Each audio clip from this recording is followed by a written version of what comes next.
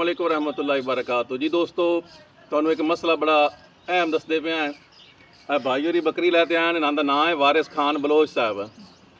बकरी दा सिंग त्रुट्टा है तो सानू बकरियां नाल एडा प्यार है। तुसीं देखो असीं कहने ना सानू बकरियां जो वटींदा कुछ नहीं है या वसूल कुछ नहीं होंदा। बकरी दा सिंग टुट्टा है, हिफाजत ना करन दी वजह तो बकरी दे सिंग दे विच कीड़े पाए गए जी।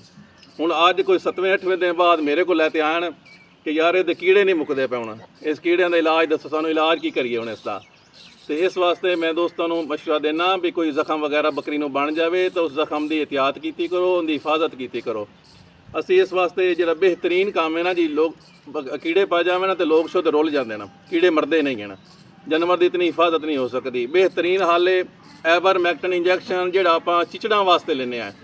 एवरमैक्टिन इंजैक्शन जो हर 3 महीने बाद चिचड़ा वास्ते लाना चाहिए। चिचड़ मक्खी मच्छर तो उस तो हिफाजत हो जाती है। तुसी जिदा भी कोई कीड़े शीड़े का मसला बन जाए जानवर को, एवरमैक्टिन इंजैक्शन जी बकरी है इतने एक साइज़ की बकरी है जिन्हें तकरीबन 40 तो 45 किलो या 50 किलो वजन है, उसमें 2 ml जेरे जिल्द लावना है तो इंशाल्लाह जो चिचड़ या कीड़े वगैरह हैं वो बिल्कुल सारे थोड़े खत्म हो जाते हैं।